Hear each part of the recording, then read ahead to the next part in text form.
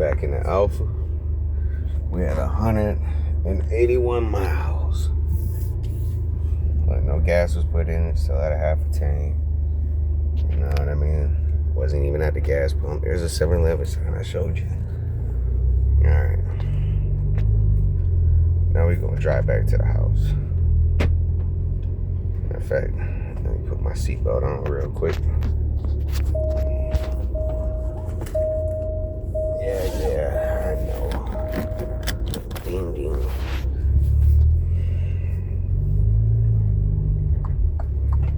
Alright, we'll take this right. Alright, so we went from 181 or 182 to 181. Now let's see. I'm gonna get up to, I think it's like 35 on this road. I'm gonna get up to 40.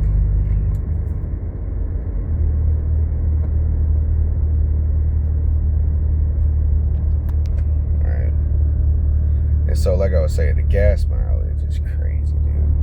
A lot of people, man, they don't realize how good of gas mileage they're getting. Like when you get one of these.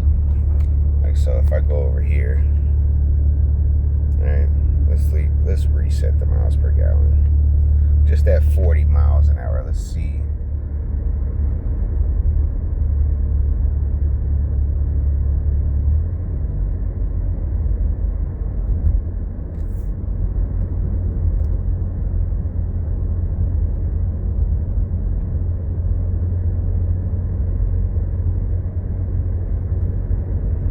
That's another thing. It takes so long for the miles per gallon to reload up here. Alright, I was getting, nah, that's not right. You see the meter bar below. The roundabout.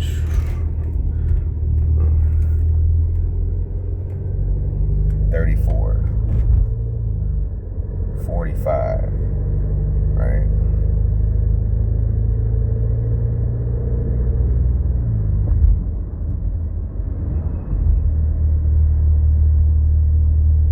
Right there, like 42. At 42, man, you're getting 40 miles to the gallon. I'm definitely gonna get y'all some better accurate readings, especially on like the highway and everything. But if you look at the notch right there at the bottom, you see on the right side 75 miles, the left side 0, right in the middle, that's what we're averaging at 42 miles an hour. So that's like almost 40 miles to the gallon, even though the miles per gallon is laggy. You know what I mean? I know I've drove this car for, 120,000 miles, so I know the car like the back of my hand. And look, we're increasing. Look, that went from 180 when I started driving to 187. And for everybody to be like, oh, well, maybe your sending unit's going bad or something like that for your fuel pump, just to let you know, I have replaced the fuel pump in the sending unit. Not because it needed it, but because I wanted to. Look at that, 189. And this is round the town driving. This is through the neighborhood. This is, stop and go. Around the roundabout, you just see me catch. You know what I mean? So, this is modern day traffic driving. I got stop signs, you know what I mean? But that's what I'm saying about the mileage. Like, come on, you can't go wrong. 191, we just went up again. Now let's see if we like hard accelerate in eco mode, not like too hard, but like a normal hard to get you away from the person behind you, or if he's acting like a dickhead. Look, we back up to 40 already. We're still at 191. It didn't even drop. Let's see if we hit the next stop sign, make our right. Let's see if it drops.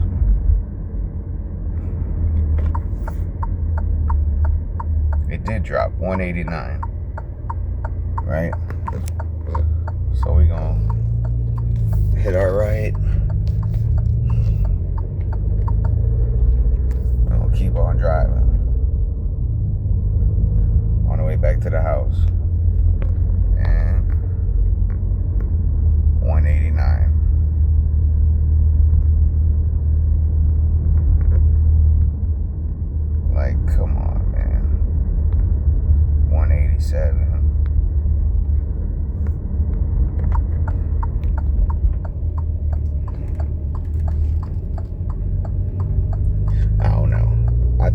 tires look kind of, you know,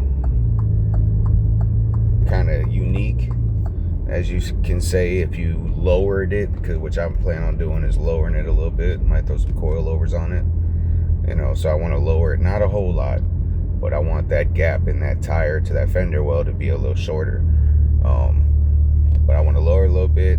I even like the rims, but I might repaint them like gloss black on the outside with a red, or even the color of the paint, the copper brown, because this is like a special paint on this one. This one's the brown. I'll have to get the name of the color for y'all exactly, but this is a brown, like a copper brown with flakes in it, and it actually costs $600 more to get this style paint. But look, we're at the next stop sign. That was about another 3/4 of a mile up the road. We still at 187 from where we dropped down from. All right. But other than that, I just wanted to let all the viewers and everybody know that if you're looking at an Alfa Romeo, it's minor, man. Like, you can get all the parts aftermarket. Like, I got the coolant fan for $300 off eBay. And eBay doesn't sponsor me, by the way, even though I spent bukus of money with them. But I got the coolant fan off eBay. I got the 3-way thermostat off eBay, and they were both around roughly the same price.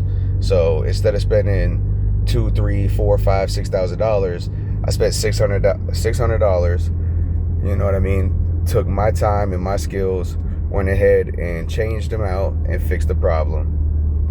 And that was that. I haven't had a problem since.